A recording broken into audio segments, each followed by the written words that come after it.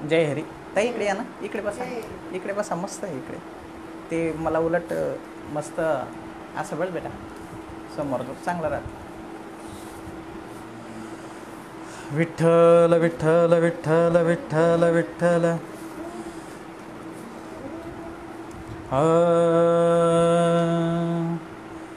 राजा राम राम राम राम राम, सीता राम राम राम. राजा राम राम राम, सीता राम राम राम. राजा राम राम राम, राजा राम राम राम. राजा राम राम राम, सीता राम राम राम. राजा राम राम राम, सीता राम राम राम. विठ्ठल विठ्ठल विठ्ठल विठ्ठल, पुंडलिक वरदारी विठ्ठल. श्री ज्ञानदेव तुकाराम, पंढरीनाथ भगवान की जय. माऊली ज्ञानेश्वर महाराज की जय. जगद्गुरु संत तुकाराम महाराज की जय. सद्गुरु सच्चिदानंद श्रीपाद महाराज की जय. सद्गुरु सच्चिदानंद रामदास महाराज की जय.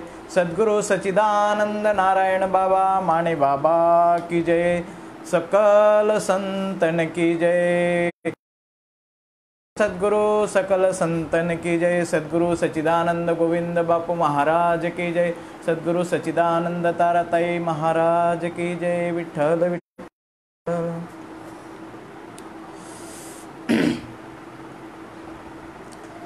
आज या ठिकाणी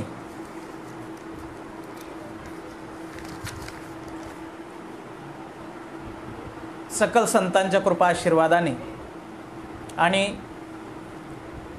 विश्वनियंता पांडुरंग परमात्मा यांच्या आशीर्वादाने या ठिकाणी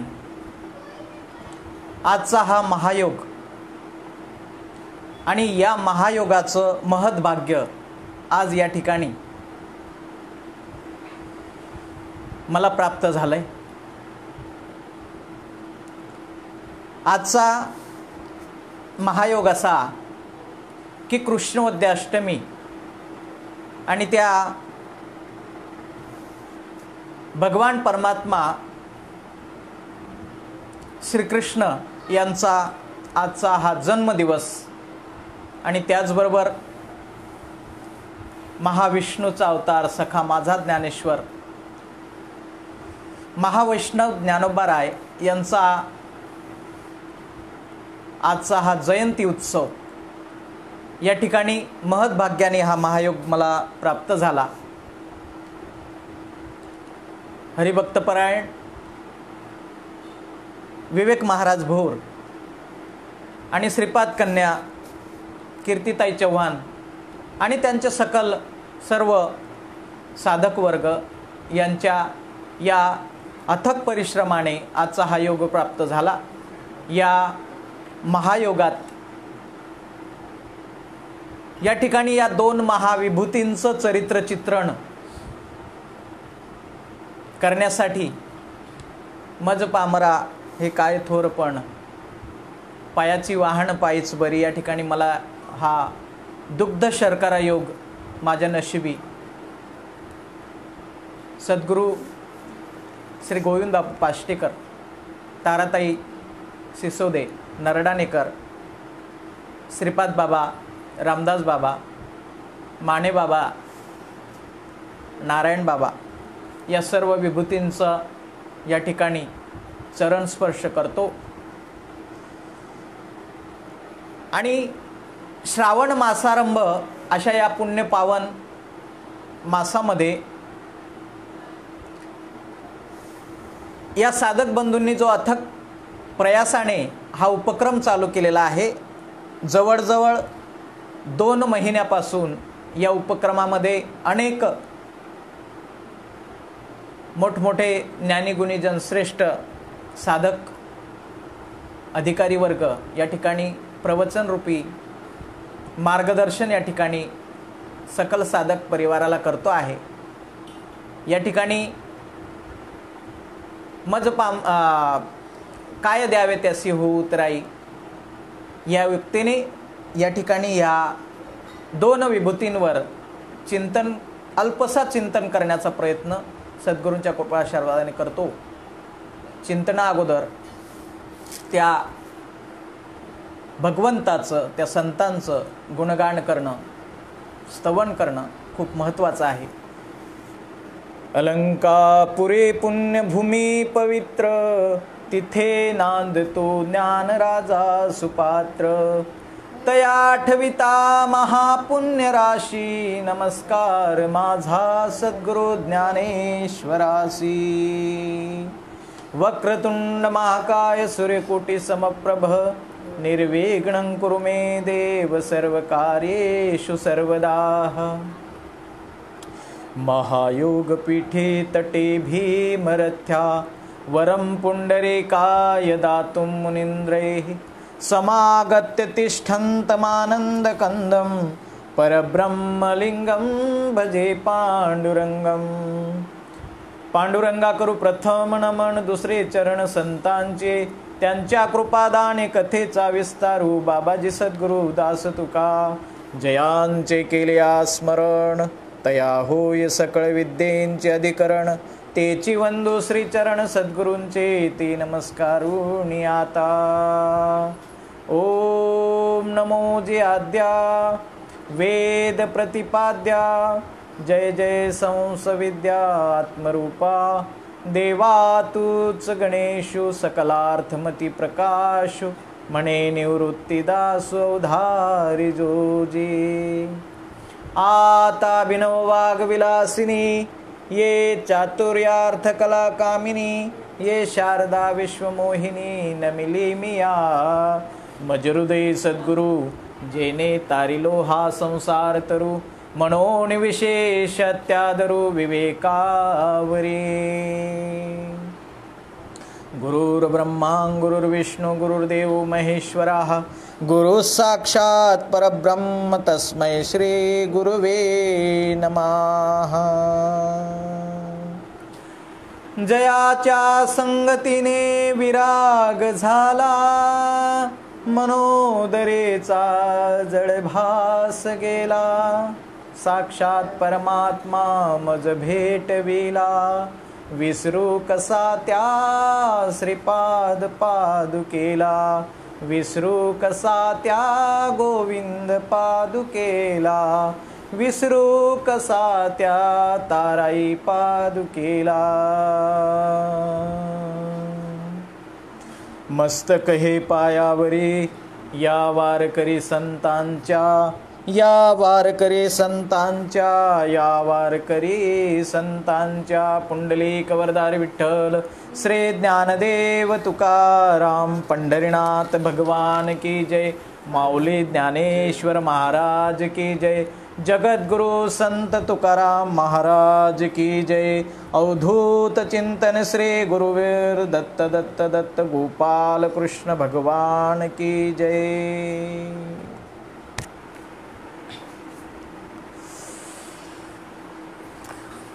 समस्त साधक परिवार भाविक बंधू भगिनी आणि सर्व ज्ञानी गुणीजन श्रेष्ठ गुरुतुल्य सर्वांच्या चरणी स्पर्श करून या चिंतन पुष्पाला या ठिकाणी सुरुवात करतो. महत्भाग्याने हा महायोग माझ्या या ठिकाणी ही सेवा करण्याची संधी मला या ठिकाणी विवेक महाराज भोर आणि कीर्तिताई चव्हाण आणि त्यांच्या सकल साधक परिवार यांच्यातर्फे मला या ठिकाणी आले. जवळजवळ 1 महिन्यापासून या भगवत चिंतनामध्ये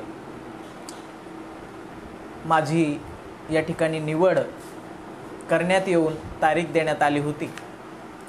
म्हणून या ठिकाणी या चिंतन पुष्प सुरुवात करण्या अगोदर या सर्व कर्मयोगी साधकांच्या मी फार फार ऋणी आहे आणि आजच्या या चिंतनाला मी सुरुवात करतो. किती महायोग आहे. आज औरंगाबाद जिल्ह्यातील पैठणजवळील आपेगाव या ठिकाणी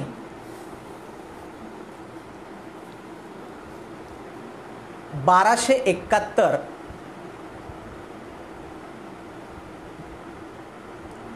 माऊली महावैष्णव ज्ञानोबारायांच्या जन्म सणाबद्दल 2 तारखा 2 सण मानले जातात. 2 वर्ष त्या ठिकाणी 1271 आणि 1275. काहींच्या मते 1271, काहींच्या मते 1275, पण या ठिकाणी 1271 आपण धरू. आणि 1271 ह्या शतकात या वर्षी माऊलींचा आपेगाव येथे जन्म झाला. आपणा सर्वांना माऊलींचं चरित्र माहिती आहे. मोठ्या कठीण परिस्थितीतून या ठिकाणी माऊलींनी या भूमीवर अवतार घेऊन आपल्यासमोर आलेल्या सर्व विद्वान मंडळींना त्यांच्या पातळीवर जाऊन त्या ठिकाणी सिद्ध करून दिलं की ज्ञानाचं जे स्थान आहे ते म्हणजेच भगवंताचं स्थान आहे. त्या ठिकाणी श्रावणवद्य अष्टमी आजचा दिवस, आणि या श्रावणवद्य अष्टमीच्या दिवशी माऊलींचा जन्म झाला. माऊलींचे वडील विठ्ठलपंत आणि रुक्मिणी माता. विठ्ठलपंतांनी संन्यास घेतल्यानंतर त्यांच्या सद्गुरूंनी त्यांना परत संसाराकडे पाठवलं. कारण विवाह करून संन्यास घेणं म्हणजे कर्तव्याला पाठ देऊन संन्यास हा घेता येत नाही, आणि म्हणून त्यांनी परत पाठवून त्यानंतर या 4 भावंडांचा जन्म झाला. आणि या 4 भावंडांचा जन्म झाल्यानंतर जो कठीण प्रसंग या परिवारावर आला तो असा की त्यावेळच्या तथाकथित विद्वानांनी विद्वान म्हणू घातलेल्या एका मंडळाने त्यावेळच्या त्या बैठकीने एक परित्यक्त ब्राह्मण म्हणून या कुटुंबाला वाळीत टाकलं आणि त्यांना सांगितलं की तुम्ही जोपर्यंत याचा पुरावा की संन्यास घेतल्यानंतर गृहस्थाश्रमात तुम्ही संसार करू शकता असा पुरावा जोपर्यंत आणत नाही तोपर्यंत आम्ही तुम्हाला वाळीत टाकतो.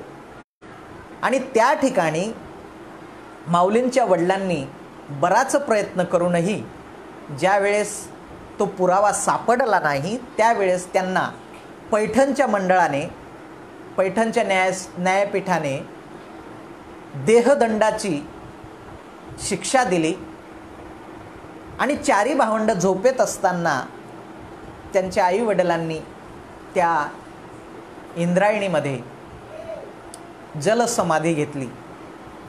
नंतर माऊलींनी आत्मानुसंधान पद्धतीने रेड्यामुखी वेद बोलविले आणि त्या लोकांचं त्या ठिकाणी अज्ञान घालवून त्यांच्याकडून वदवून घेतलं की महाविष्णूचा अवतार सखा माझा ज्ञानेश्वर. आणि ते एवढं कठीण चरित्र त्या माऊलींचं. त्यावेळेस त्यांना वनवन भटकावं लागलं, त्यांना कोणी भिक्षा देत नव्हतं. आपणा सर्वांना चरित्र माहिती आहे म्हणून मी काही सांगत नाही. पण माऊलींनी अवघ्या त्या ठिकाणी 16व्या वर्षी वेदांचं सार असलेल्या श्रीमद भगवद्गीतेचं जनसामान्यांना कळावं अशा पद्धतीने प्राकृत भाषेमध्ये भाषांतर केलं, समीक्षण केलं. आणि ती भावार्थ दीपिका जिला आपण ग्रंथराज ज्ञानेश्वरी म्हणतो, त्या ग्रंथराज ज्ञानेश्वरी ग्रंथाचं नेवाशा येथे लिखाण काम केलं. सच्चिदानंद बाबांकडून त्यांनी ते लिहून घेतलं आणि त्या ग्रंथावरून अजून सोप्या भाषेत शांतीब्रह्म एकनाथ बाबांनी एकनाथी भागवताची रचना केली. अशा तऱ्हेने माऊलींनी जवळजवळ 9000 ओव्या त्या ज्ञानेश्वरीमध्ये त्यांनी ग्रंथित केल्या आणि त्यानंतर त्यांनी स्वतःचे अनुभव जगापुढे मांडलेत. असा अमृतानुभव असा श्रेष्ठ ग्रंथ, ज्या 13 प्रकरणामध्ये 800 ओव्या असा तो ग्रंथ त्यांनी त्या ठिकाणी तयार केला. त्यानंतर चांगदेव पासष्टी 14 वर्ष जगलेल्या, पण समाधीमध्येच सुख आणि समाधीच्या बाहेर दुःखच दुःख असा अनुभव असलेल्या त्या चांगदेवांना 65 ओव्यांची चांगदेव पासष्टी अद्वैत वैदिक ज्ञानाने भरलेला अशी तो ग्रंथ त्यांनी त्या ठिकाणी तयार केला. आणि सर्व वेदांचं सार, सर्व अधिष्ठान असलेलं सार असलेला, जनसामान्यांना सोप्या भाषेत कळावा, त्यांना दैनंदिन ते नामस्मरण घडावं अशा अर्थाने 28 अभंग घेऊन तो हरिपाठ माऊलींनी त्या ठिकाणी तयार केला. अशा पद्धतीने हे 4 ते 5 ग्रंथ खूप महत्त्वाचे त्या ठिकाणी माऊलींनी केलेत. आणि 1296 मध्ये भगवंताकडे, त्या विश्वनियंताकडे पसायदान मागून, जो जे वांछिल तो ते लाहो प्राणी जात, या विश्वातील अखिल प्राणी जात, जे जे इच्छा करतील ते ते भगवंत तो विश्वनियंता पूर्ण देव करो, अशा अर्थाने पसायदान मागून दुरितांचे तिमिर जाओ, विश्व स्वधर्म सूर्य पाहो. तो ज्ञानरूपी सूर्य त्या ठिकाणी प्रत्येक जीवाला त्या ठिकाणी मार्ग दाखव, अज्ञान त्याचं घालो, अशा पद्धतीने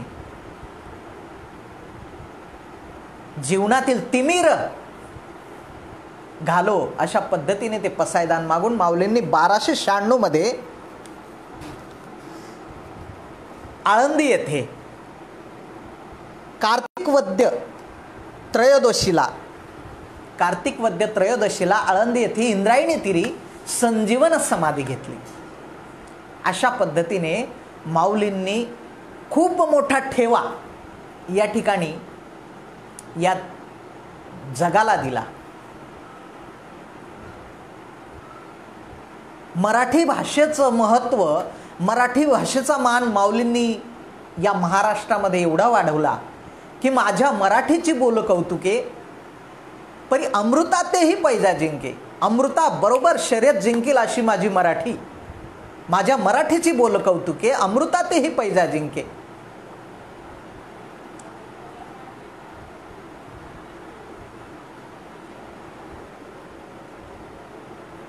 ही अक्षरे मेळवीन रसिके, ही रसिके अक्षरे मेळवीन, अशा पद्धतीने मराठी भाषेचा बहुमान या ठिकाणी माऊलींच्या ज्ञानामध्ये, माऊलींच्या ग्रंथांमध्ये आजचे जे वैज्ञानिक शोध आहेत ते सुद्धा माऊलींनी त्या ठिकाणी जसेच्या तसे पहिलेच सांगून ठेवलेत, 12व्या शतकामध्ये सांगून ठेवलेले आहेत. आणि त्यांच्या त्या अनुभवावरून आज विविध शोध लागत आहेत. उपजेते नाशे नाशिले पुनरपि दिसे, हे घटिका यंत्रे असे परिभ्रमे गा. त्यावेळेस जे घटिका यंत्र होतं तेच घटिका यंत्र घड्याळ म्हणून या ठिकाणी आज आपणा समोर आहे. असे बरेच शोध त्यांनी त्यावेळेस लावलेत. तेवढा वेळ आपल्याकडे नाही, पण या ठिकाणी त्या माऊलींचा आज जयंती उत्सव आहे. ज्ञानाचा सागर सखा माझा ज्ञानेश्वर, महाविष्णूचा अवतार. आणि आपणा सर्वांना माहिती आहे की अवताराचं कार्य काय, अवतारांचा उद्देश काय. या ठिकाणी जे मोठे अवतार आहेत, श्रीकृष्ण हा महाविष्णूचा 8वा अवतार आणि हा पूर्ण अवतार. त्यांना सर्वज्ञ म्हणतात. जीव अल्पज्ञ आणि ते सर्वज्ञ असे हे दोन्ही जे अवतार आहेत, माऊली महावैष्णव ज्ञानोबाराय आणि परब्रह्म श्रीकृष्ण, हे दोन्ही जे अवतार आहेत, या अवतारांचं जे चरित्र आहे ते बरंच साम्य आहे. अवतारांचा उद्देश तो आहे म्हणून साम्य आहे. जेवढे अवतार झालेत तेवढे केवळ एका कारणाने झालेत. कोणतं कारण? धर्म संस्थापनार्थाय संभवामी युगे युगे. धर्म स्थापनेसाठी झालेत. पण धर्म स्थापनेसाठी येताना त्याच्यामध्ये बरेच कार्य होतात आणि केलेत. कोणकोणते कार्य केलेत? ज्या ज्या वेळेस धर्मावर ग्लानी येते, यदा यदा हि धर्मस्य ग्लानिर्भवति भारत अभ्युत्थानम् अधर्मस्य तदात्मानं सृजाम्यहं परित्राणाय साधूनां विनाशाय च दुष्कृतां धर्म संस्थापनार्थाय संभवामि युगे युगे. या ठिकाणी धर्माच्या स्थापनेसाठी भगवंत आलेत, पण आल्यानंतर त्यांनी काय केलं तर परित्राणाय साधूनाम, साधूंचं रक्षण केलं, विनाशाय च दुष्कृताम, दुर्जनांचा संहार केला. दुर्जनांच्या अत्याचाराने, दुर्जनांच्या अधर्माने, अधर्मी वागणुकीने नैतिक अधपतन झालेल्या वसुंधरेचा भार कमी करण्यासाठी या ठिकाणी हे अवतार आलेत आणि त्यांनी येऊन दुर्जनांचं निर्दालन आणि सज्जनांचं तारण करून या ठिकाणी धर्माची स्थापना केली. मला असं म्हणायचं आहे की आज धर्मावरून मोठे वाद होतात, पण साधा एक प्रश्न आहे की मुस्लिम धर्माचा संस्थापक मोहम्मद पैगंबर, जैन धर्माचे संस्थापक महावीर, ख्रिस्ती धर्माचे संस्थापक त्या ठिकाणी येशू ख्रिस्त आणि बौद्ध धर्माचे संस्थापक गौतम बुद्ध. मला हे म्हणायचं आहे की या ठिकाणी शीख धर्माचे संस्थापक गुरु नानक साहेब, हे जे लोक होऊन गेलेत, ह्या ज्या विभूती होऊन गेल्यात, या विभूतींनी हे धर्म स्थापन केलेत. पण हे धर्म स्थापन करण्या अगोदर हे जे विभूती आहेत, हे जे लोक आहेत, हे जे सज्जन आहेत, हे कोणत्या धर्माचे होते असं जर आपल्याला प्रश्न पडला तर त्याचं एकच उत्तर आहे की भारतीय संस्कृतीमध्ये हिंदू धर्म या धर्माचा संस्थापक हा फक्त आणि फक्त भगवंत आहे आणि धर्म संस्थापनार्थाय संभवामी युगे युगे. आणि म्हणून हिंदू धर्माचा संस्थापक कोण तर असं सांगता येत नाही.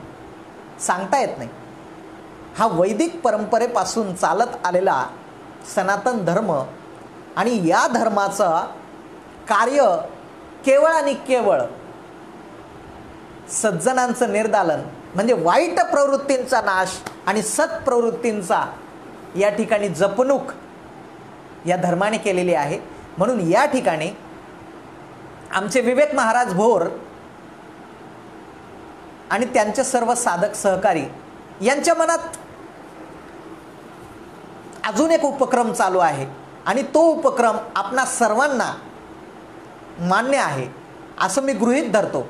त्यांचा उपक्रम फार सुंदर आहे, कारण आजपर्यंत हा जो उपक्रम सक्सेस झाला, या उपक्रमाचा फलप्राप्ती, या उपक्रमाचं फळ मी तुम्हाला एका मिनिटात असं सांगतो की ज्या वेळेस ज्या साधकाला महाराजांचा फोन आला की तुम्हाला या विषयावर या ओवीवर तुम्हाला चिंतन मांडायचं आहे, त्यावेळेस 8 ते 10 दिवस अगोदर त्याला ती तारीख सांगितली जाते.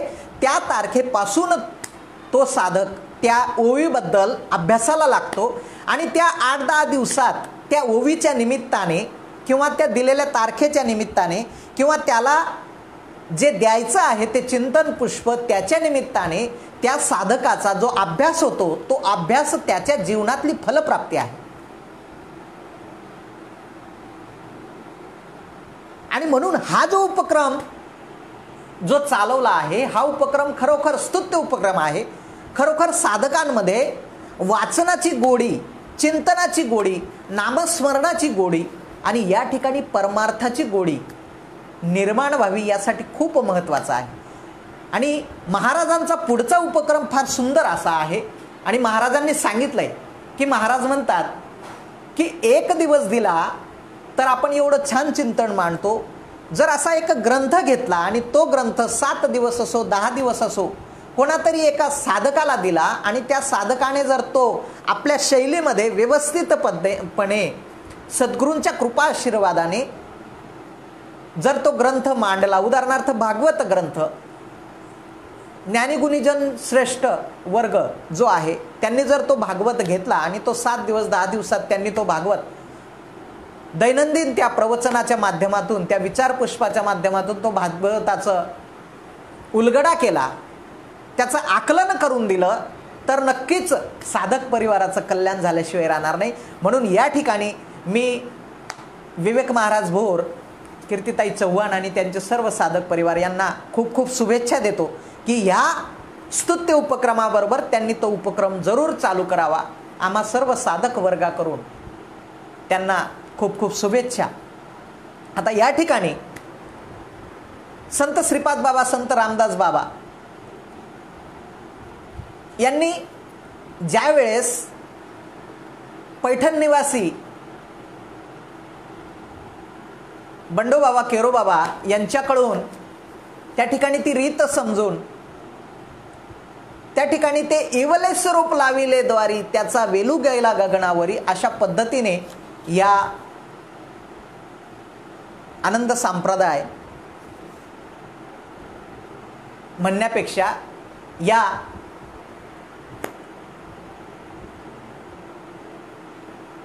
नाथ संप्रदायातील चालत आलेल्या या परंपरेचा जो बोध आहे तो जसाचा तसा सामान्यातल्या सामान्य जीवापर्यंत आणून महाराष्ट्र नव्हे तर पूर्ण देश जगात याचं वटवृक्ष फुलवला. आणि आज खरोखर साधकांच्या जीवनाचं कल्याण झालं.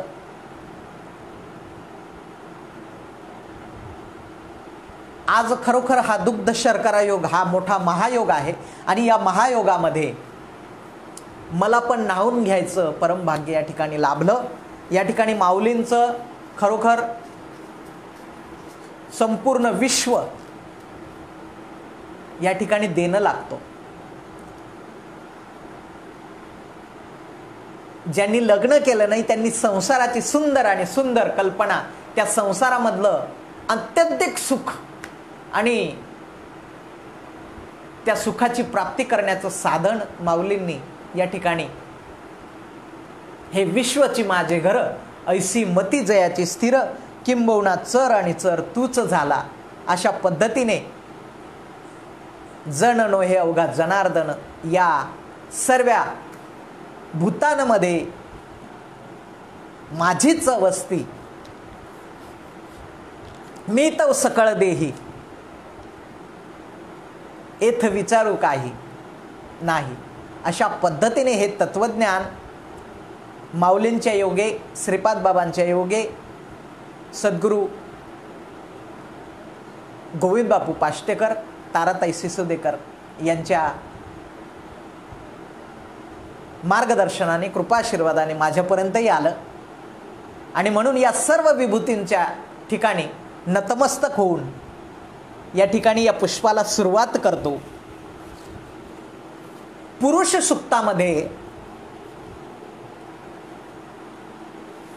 सुक्तामध्ये देवांनी त्या विष्णूची स्तुती केली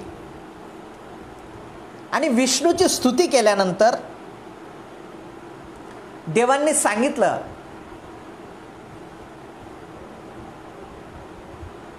त्या महाविष्णूंना सांगितलं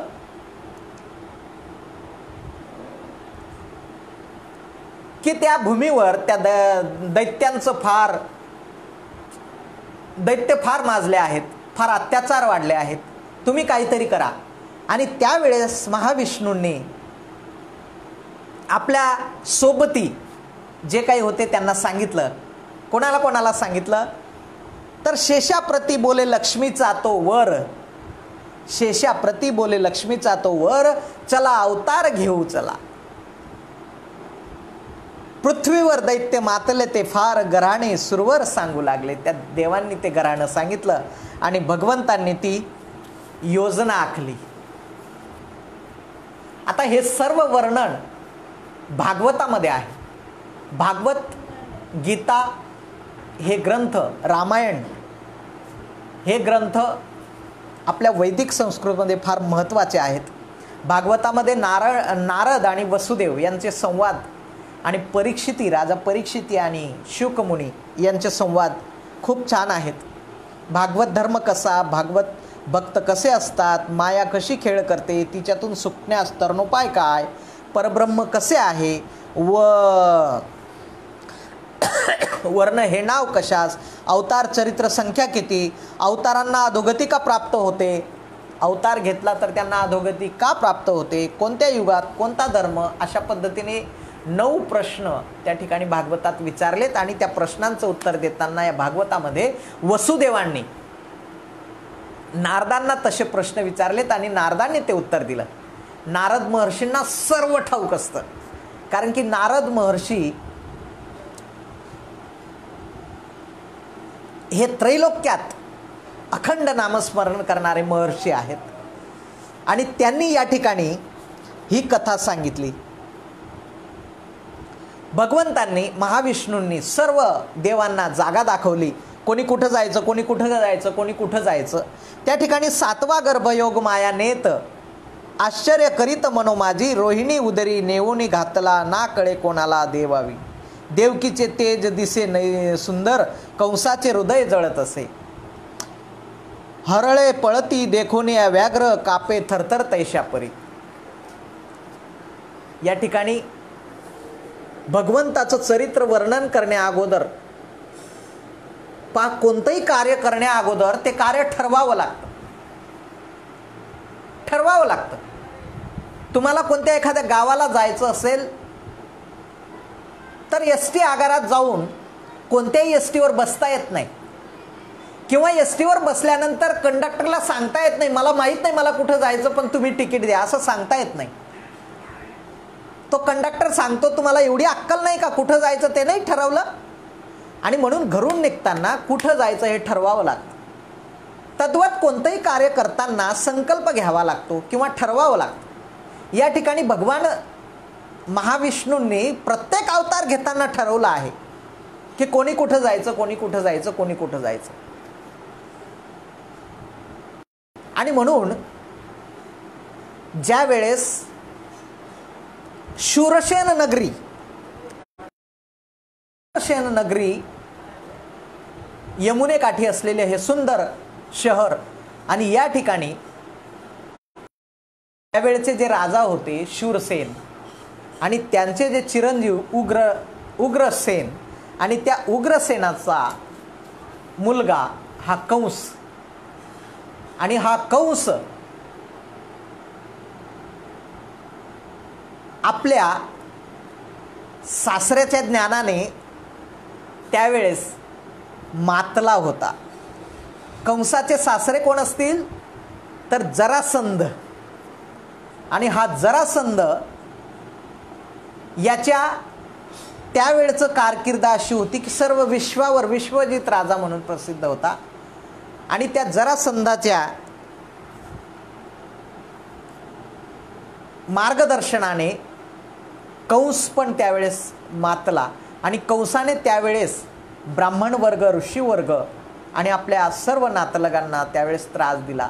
आणि त्या त्रासाच्या, त्या अत्याचाराच्या, त्या वर्तनाने, त्या वागणुकीने त्या भूमीला, त्या वसुंधरेवर भार झाला आणि त्या भगवंताला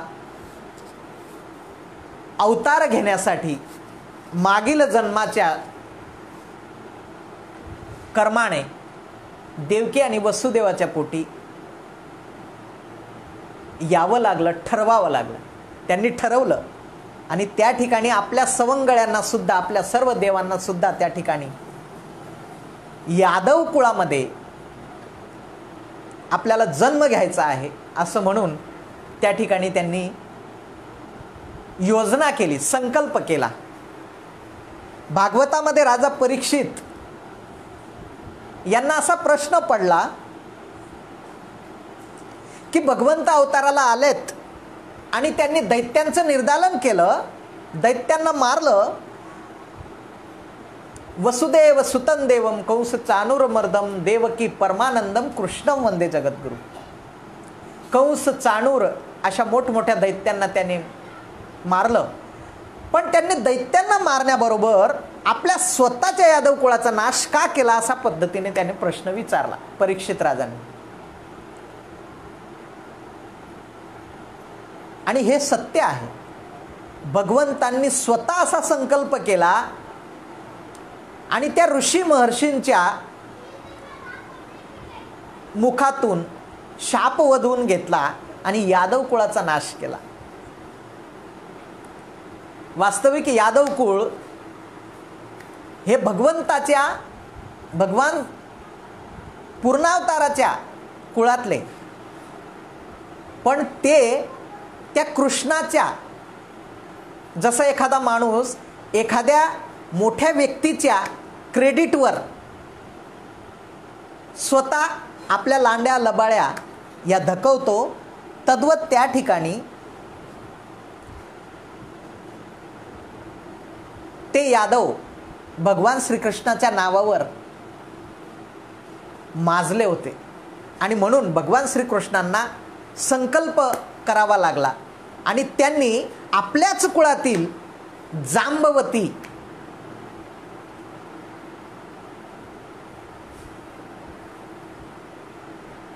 या आपल्या पत्नीला झालेला सांब नावाचा मुलगा, आणि हा सांब नावाचा मुलगा हुबेहूब श्रीवेशामध्ये ते सर्व वात्रट जे यादव मुलं होते त्यांनी त्या ठिकाणी पोटाला, त्या सांबला पोटाला गरोदर स्त्रीसारखं पोट बांधून त्या तपाला बसलेल्या महर्षींच्या समोर जाऊन त्यांना विचारलं की हिला काय होईल. त्यावेळेस त्या महर्षींनी त्यांचं नाटक ओळखलं आणि शाप दिला की हिला मुसळ होईल. आणि खरोखर त्या ठिकाणी त्या सांबला मुसळ प्राप्त झालं आणि त्या मुसळाने तुमचा सर्वांचा नाश होईल अशा पद्धतीने तो शाप दिला. आणि ते मुसळ घेऊन त्या ठिकाणी उग्रसेन आणि त्यांचा सर्व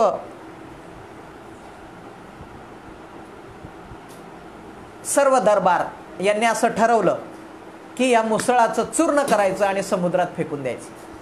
आणि म्हणून त्यांनी त्या मुसळाचं चूर्ण केलं आणि समुद्रात टाकून दिलं. त्या सभेमध्ये श्रीकृष्ण हजर नव्हते. का? कारण हे कार्य श्रीकृष्णांना करून घ्यायचं होतं, म्हणून श्रीकृष्ण त्या ठिकाणी हजर नव्हते. आणि त्या ठिकाणी ते चूर्ण करत असताना छोटासा एक भाग उरला, तो काठिण्य म्हणजे तो कडक असलेला भाग, तो त्याचं चूर्ण करता येत नव्हतं. तो भाग त्यांनी जसाचा तसा त्या ठिकाणी टाकला आणि पुढे जाऊन त्या चूर्णांना माशांनी गिळलं आणि हळूहळू ती गोष्ट अशी आहे. आणि त्याचा उरलेला भाग होता त्याचा एका पारध्याने बाण केला आणि त्या बाणाने श्रीकृष्ण त्या ठिकाणी निजधामाला जाण्याची त्यांनी तयारी केली. अशा पद्धतीने जो अवतार या भूतलावर येतो तो त्यांचं त्या ठिकाणी निर्वाण पण होतं. अशा पद्धतीने या ठिकाणी त्या अवताराचं कथन शॉर्टकटमध्ये भागवतामध्ये दिलेलं आहे. पण या ठिकाणी वारकरी संप्रदायामध्ये जीव आणि शिवाचा काला झाला पाहिजे, जे बीज जन्माला येतं ते परत बीज धारण करतं, परत ते जन्माला येतं. असं जे काही हे चक्र चालू आहे, या चक्रातून कुठंतरी त्या बीजला मुक्ती मिळावी, त्याचं पुनर्जन्म पुनर्मरण हा जन्म मरणाचं रहाटगाडं त्या ठिकाणी कुठंतरी थांबावं. बीज भाजूनी केलेलाही पुन्हा जन्म मरण नाही, अशा पद्धतीने त्या बीजाला ते स्वरूप प्राप्त व्हावं यासाठी वारकरी संप्रदायामध्ये काला केला जातो. आणि त्या काल्याच्या दिवशी भगवान श्रीकृष्णांचं चरित्र सांगितलं जातं. का? कारण भगवान श्रीकृष्णांनी या ठिकाणी जीवशिवाचा काला त्या गोपाळांच्या माध्यमाने केला. आणि म्हणून या ठिकाणी भगवंताने ज्यावेळेस अवतार घेतला, तर तो अवतार घेताना त्याची पण अशी आख्यायिका तयार करावी लागली की त्या कंसाची जी बहीण होती, मावस बहीण, त्या मावस बहिणीचं लग्न झालं आणि त्या वसुदेव आणि देवकीला ज्यावेळेस अशी पद्धत होती की भावने सासरी पोचवायचं आणि भावाने त्यांना रथात घेतलं आणि आकाशवाणी झाली. हे आपल्याला चरित्र सर्वांना माहिती आहे. आकाशवाणी झाल्यानंतर या देवकीचा 8वा पुत्र तुला मारेल अशा पद्धतीने त्या ठिकाणी त्याच ठिकाणी त्या देवकीचं निर्दालन त्या ठिकाणी देवकीला मारण्यासाठी कंसाने खड्ग उगारला आणि नारदाची त्या ठिकाणी स्वारी आली आणि नारदाने त्या ठिकाणी पर्याय सांगितला की देवकीपासून तुम्हाला धोका नाही, तर देवकीच्या पुत्रापासून धोका आहे. म्हणून देवकी आणि वसुदेवाला तुम्ही कैदेत टाका आणि त्यांना जे पुत्रप्राप्ती होईल त्या पुत्रप्राप्तीचा तुम्ही ठार करा. अशा पद्धतीने ती कथा आहे. आणि ज्या वेळेस 6 मुलं त्या कंसाकडून ती हत्या पण भगवंताने करून घेतली. कारण की जोपर्यंत तुमचं पाप वाढत नाही तोपर्यंत भगवान तुमचा उद्धार करत नाही.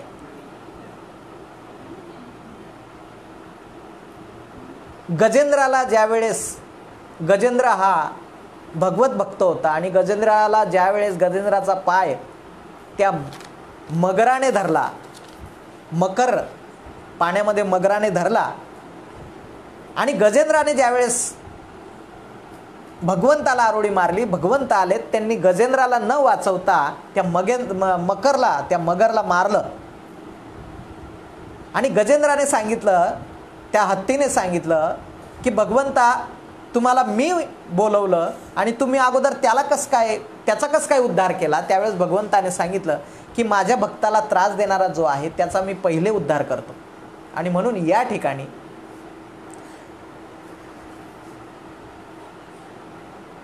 त्याचं ते पाप वाढत होतं. तसं कंसाचं पाप वाढल्याशिवाय कंस मरणार नाही, म्हणून त्यांनी अगोदर 6 मुलं कंसाच्या हाती मारून कंसाचं पाप वाढवलं आणि 7व्या मुलाला संकर्षण पद्धतीने रोहिणीच्या गर्भात त्या ठिकाणी परस्पर पाठवलं. आणि 8व्या मुलाच्या वेळेस त्या ठिकाणी देवकीला ज्या वेळेस डोहाळे प्राप्त झाले त्यावेळेस देवकीच्या चेहऱ्यावरचं तेज, देवकीच्या पूर्ण शरीराचं दैदिप्यमान अशी कांती पाहून त्या ठिकाणी वसुदेवांना आनंद झाला. आणि भगवंतांनी त्या ठिकाणी मोठ्या रूपात प्रकट होऊन त्या ठिकाणी दोघांना दृष्टांत दिला आणि त्यांनी सांगितलं की तुमचं जे मागच्या बऱ्याच पिढीतलं जे पुण्य आहे त्या पुण्याच्या जोरावर तू एका जन्मामध्ये माझ्या उदरी ये असं तुम्ही वरदान मागितल्यामुळे मला तुझ्या उदरी यावं लागलं. त्यावेळेस भगवंतांनी त्यांना सांगितलं की मी कशासाठी आलो, मला आता काय करायचं आहे, सर्व बरोबर आहे. त्यावेळेस वसुदेवांनी सांगितलं की एवढ्या मोठ्या रूपामध्ये तुम्ही आलात आणि या ठिकाणी भगवंताला बाळ रूपात येण्याची विनंती करून भगवंत बाळ रूपात झालेत. त्या अगोदर त्यांनी ते सर्व वर्णन केलं की मला इथून इथं कसं घेऊन जा. आणि त्या ठिकाणी गोकुळामध्ये नंदबाबाच्या घरी, अशी ही सर्व भगवंताची लीला आहे. तो विषय जाऊ द्या. पण ज्या वेळेस या ठिकाणी भगवंताचा जन्म झाला त्यावेळेस त्या प्रकाशाने सर्व पहारेकरी वगैरे सर्वांचे डोळे दिपलेत. वसुदेवाचे बंधनं गळालेत. कृष्णाचा ज्यावेळेस जन्म झाला त्यावेळेस देवकीला वसुदेवांनी खूप समजवलं. ओळखले तुझ आता कळलासी मज धर्म स्थापावा येथे येसी देवराया. वसुदेवाने ओळखून घेतलं आणि मग भगवंतांनी वसुदेवाला सांगितलं की तुम्ही आता मला ओळखलं, आता माझं ऐका. मग भगवंताने नंदाला सांगितलं की नंदाच्या घराला मज नेई गोकुळाला, माया उपजली तेथे ठेवी मज आणि येथे. तर मला तुम्ही गोकुळात घेऊन जा आणि त्या नंदबाबाच्या घरी मायेचा जन्म झालेला आहे, तिला तुम्ही इथं आणा आणि मला तिथं ठेवा. अशा पद्धतीने भगवंताला त्या ठिकाणी गोकुळात नेण्याची व्यवस्था केली. आणि ती जी परिस्थिती आहे ती परिस्थिती एक रूपक म्हणून या ठिकाणी ज्ञानाच्या गुढार्थाने, ज्ञानाच्या लक्षणार्थाने अशा पद्धतीने सांगता येईल की भगवंताचा जन्म हा अंधाऱ्या कोठडीत झाला. म्हणजे अगोदर अंधार पाहिजे मग ज्ञान येतं, अगोदर अज्ञान पाहिजे मग ज्ञानाचा उदय होतो. अशा पद्धतीने ते रूपक आहे. अगोदर अज्ञान पाहिजे आणि ते अज्ञान पण शुद्ध सात्विक पाहिजे. अज्ञानामध्ये पण प्रकार आहेत, तामस अज्ञान, राजस अज्ञान आणि सात्विक अज्ञान. तर ते सात्विक अज्ञान पाहिजे. सात्विक अज्ञान हे चांगदेवाकडे होतं, म्हणून चांगदेव हा ज्ञान प्राप्त करू शकला.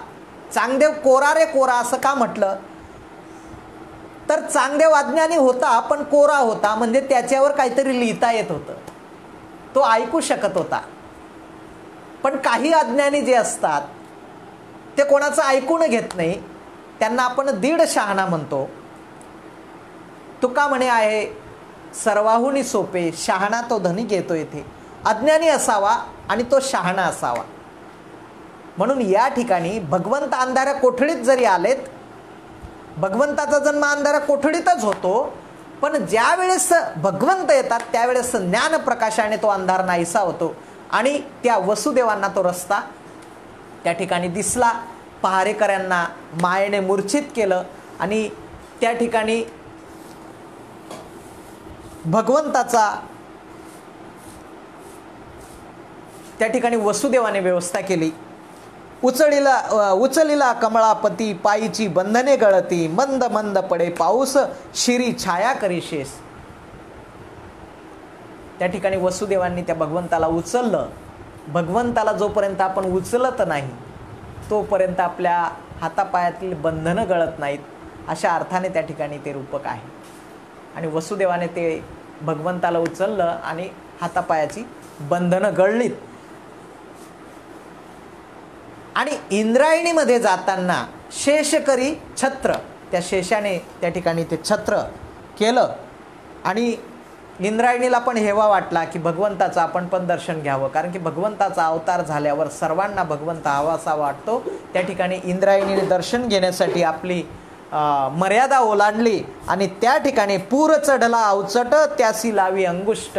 त्या ठिकाणी भगवंताने दर्शन दिलं, त्या इंद्रायणीला अंगुष्ट लावलं, अंगठा पायाचं अंगठा लावला आणि इंद्रायणीने दर्शन घेता बरोबर त्या ठिकाणी गोकुळामध्ये गेल्यानंतर त्या ठिकाणी रडे माया करी आकांत आणि नामा म्हणे उडती दूत. त्या ठिकाणी मायेचा जन्म झालेला होता आणि नंदाने ते कार्य केलं. नंदाचं जे पूर्व सुकृत होतं त्या पूर्व सुकृताने मायेचा जन्म झाल्यावरही ज्या ठिकाणी भगवंत पाहिजेत त्या ठिकाणी नंदाच्या घरी भगवंत, सुकृताची जोडी म्हणून विठ्ठली आवडी. त्या ठिकाणी नंदाच्या घरी भगवंताचं झालं आणि मायेला उचलून त्या ठिकाणी गोकुळाला आणलं.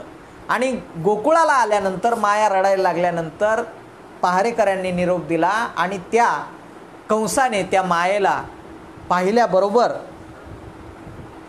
त्या ठिकाणी मायेला धरलं आणि माया कंसाला म्हणते, तुझ लागी जो का वधी उपजला मज आधी. त्या ठिकाणी माया म्हणते की कंसा, तुला जो वधणारा आहे, तुला जो मारणारा आहे, तो माझ्या अगोदरच जन्म झालाय त्याचा, तो उपजला मज आधी, तो माझ्या अगोदरच. पण मायेने सांगितलं नाही तो कुठं आहे. आणि म्हणून भगवंताचं जे साधंपण आहे अवतार घेताना, ते भगवंताचं साधंपण म्हणजेच तो मनुष्य योनीमध्ये आकाराला येतो. तसं पाहायला गेलं तर शरीराचा म्हणजे स्थूलाचा संबंध स्थूलाशी येतो, शरीराचा संबंध शरीराशी येतो. मन हे सूक्ष्म आहे म्हणून मनाचा संबंध मनाशी येतो आणि निराकाराचा संबंध निराकाराशी येतो. पण या ठिकाणी भगवंताला धर्म स्थापनेच्या कार्यार्थ या ठिकाणी सज्जनांचं संरक्षण आणि दुर्जनांचं निर्दालन करण्याकरता निराकारातून आकारात यावं लागलं. आणि म्हणून भगवंत या ठिकाणी अवताराला आलेत. आणि अवताराला आल्यानंतर विश्वाचा जो बाप हाती, विश्वाचा जो बाप हाती ज्याचं सूत्र म्हणवी तो पुत्र नंदतीचा. त्या ठिकाणी तो विश्वाचा बाप, तो विश्वनियंता, तो त्या नंदाचा पुत्र म्हणून अवताराला आला. हे भगवंताचं साधंपण आहे. म्हणून आपल्याला साधं राहता आला पाहिजे. परमार्थामध्ये हीच एक विशेष आहे. आमच्या साधक वर्गामध्ये थोडं काही अंगाला लागलं, थोडं काही ज्ञान आलं तर आपण साधं राहत नाही. आणि म्हणून माऊलींना ज्ञानेश्वरीमध्ये सांगावं लागलं, त्या ज्या गाठी असतात त्या सात्विक गाठी त्या साधकाला त्रास देतात. तो स्वतःला मोठा कीर्तनकार समजतो, मोठाला प्रवचनकार समजतो, मोठाला भागवताचार्य समजतो. अशा पद्धतीने या सात्विक ज्या गाठी आहेत या त्याला नाडतात. आणि म्हणून माऊलींनी म्हटलं की नवल अहंकाराच्या गोठी विशेष न लगे अज्ञानापाठी, सज्ञानाच्या झोंबी कोंठे नाना संकटे नाचवी. म्हणून ज्ञान प्राप्त झाल्यानंतर सुद्धा साधं राहता आला पाहिजे. भगवंताचा हा विशेष गुण आहे. भगवंताची ही विशेषता आहे की तो अवताराला येऊनही, आकाराला येऊनही सामान्य माणसांमध्ये, सामान्य जीवांमध्ये सामान्य बनून राहतो. या ठिकाणी भगवंताने वास्तविक तो एवढा मोठा, तीर्थे ज्याच्या चरणी करितात नानी, यशोदा जननी म्हणतात. तो यशोदेचा पुत्र, यशोदा त्याची जननी, त्याची माता, अशा पद्धतीने ते नातं सांभाळून तो विश्वनियंता या ठिकाणी साध्या पद्धतीने येतो. आणि त्याचं वर्णन करताना त्या आज हे चरित्र, भगवंताचं चरित्र, मला माहिती आहे की चांगले चांगले थकलेत. या ठिकाणी ते चरित्र आपण वर्णन करू शकत नाही. वेडावला शेष शिणले वेदचारी. वेदसुद्धा नेती नेती म्हणायला लागलेत. वेदांकडून सुद्धा त्याचं वर्णन झालं नाही. शेष त्याचं वर्णन करायला गेला, त्याची जिव्हा त्या ठिकाणी चिरली गेली. आणि म्हणून निजे मांडीवरी यशोदेच्या. आणि हे एवढा ज्याचं वर्णन करू शकत नाही असा साक्षात तो परमात्मा तो त्या ठिकाणी यशोदेच्या मांडीवर निजलेला आहे. अशा पद्धतीने साधं ते भगवंताचं वर्णन या ठिकाणी करतात. नंदबाबाच्या घरी मोठा उत्सव होतो, आनंदी आनंद होतो. बाळकृष्ण घरा आले, बाळकृष्ण घरा आला, गोकुळी आनंद जाहला. बाळकृष्ण घरा आला. त्या ठिकाणी बाळकृष्णाचा जन्म झाला. हां, वद्याष्टमी, कृष्णाष्टमी, त्या ठिकाणी आजच्या दिवशी त्या भगवंताचा जन्म झाला.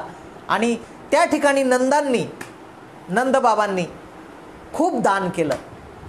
ब्राह्मणांना खूप गायी दिल्यात, अनमोल अशी वस्त्र दान केलीत. त्या ठिकाणी सर्व वृंदावनवासी, त्या गोकुळवासी नाचायला लागलेत. आणि एक दिवस त्या ठिकाणी नंदबाबा कर देण्यासाठी मथुरेला आलेत. कारण की गोकुळ हे मथुरा प्रांतामध्ये होतं आणि मथुरेचा राजा कंस हा सर्व त्या प्रांतातील सर्व राज्यांमधून कर गोळा करत होते आणि त्या ठिकाणी गोकुळातून नंदबाबांनी सुद्धा त्या मथुरेला कर देण्यासाठी आलेत आणि त्या ठिकाणी वसुदेवांनी नंदबाबाचं दर्शन घेतलं आणि नंदबाबांना त्या ठिकाणी कृष्णाबद्दल काळजी घेण्याचं सांगितलं आणि सांगितलं की आता हा कंस या ठिकाणी त्या कृष्णाला मारायला विविध कपट करेल, कारस्थान करेल, तर तुम्ही जास्तीत जास्त त्याची काळजी घ्या आणि तुम्ही लवकर निघा असं म्हणून त्यांनी त्या ठिकाणी नंदबाबांना लवकर पाठवलं. आणि कंसांनी आपले उद्योग चालू केलेत. कंसांनी प्रथमतः सभा भरवली आणि सांगितलं की या ठिकाणी मला मारायला, माझा वध करायला विष्णू येणार होते आणि या ठिकाणी तर मुलगी जन्माला आली आणि म्हणून त्या दिवशी जेवढे जेवढे मुलं जन्माला आलेत त्यांचा वध करायला कोण जातं, तर सुरुवातीला कंसे पाठवली मायावी पुतना देऊनी असताना बाळे मारी. त्या ठिकाणी पुतनेची नियुक्ती झाली आणि पुतनेने आपल्या स्तनांना ते विष लावून त्या ठिकाणी एका ग्रंथामध्ये, हरिवंश नावाच्या ग्रंथामध्ये असं वर्णन केलेलं आहे की रोगराई पसरली. रोगराई म्हणजेच पुतना आणि त्या रोगराईने अनेक असंख्य बाळं त्या ठिकाणी दगावलीत आणि त्या ठिकाणी औषधोपचार नंदबाबांनी सर्व वैद्यांकडून, विश्वकर्मांकडून, त्या ठिकाणी धन्वंतरींकडून औषधाची त्या ठिकाणी प्राप्ती केली आणि त्या औषधांवर सर्व बाळांचं जीवन त्या ठिकाणी वाचवलं. या ठिकाणी पुतनेला त्याची उपमा दिलेली आहे आणि त्या ठिकाणी पुतनेला भगवंतांनी मारलेला आहे.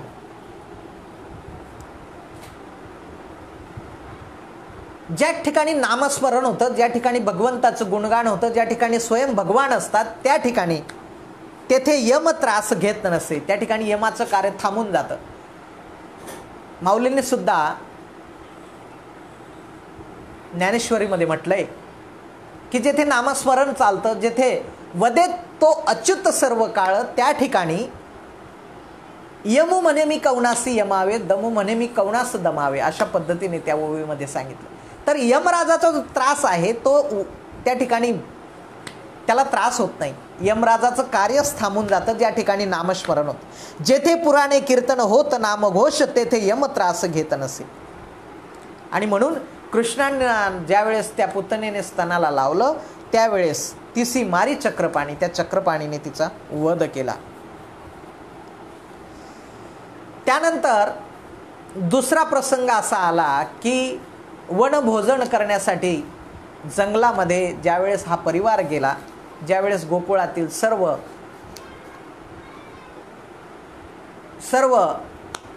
गवळणी, सर्व गोकुळवासी ज्यावेळेस गेलेत त्यावेळेस सर्व कार्य करत असताना एका गाडीखाली भगवंताला टाकून दिलं आणि ते कार्य करायला लागलेत. त्यावेळेस मोठ्या त्या गाडीखाली जे भगवंत टाकलेले होते त्या भगवंताने खेळता खेळता त्या गाड्याला एक लाथ मारली आणि तो गाडा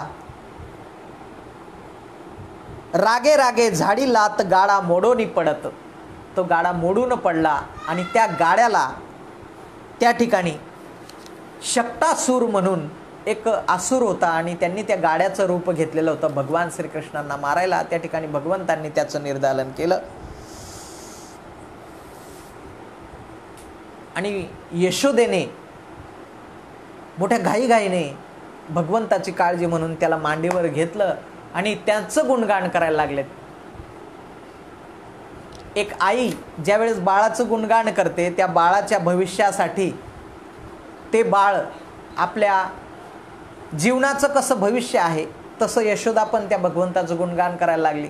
त्वमेव माताचं पिता त्वमेव, त्वमेव बंधू सखा त्वमेव, त्वमेव विद्या द्रविणं त्वमेव, त्वमेव सर्व मम देव देव, माझं फक्त तूच आहेस बाकी कोणीच नाही, अशा पद्धतीने यशोदा गुणगान करायला लागली. त्यानंतर कंसाने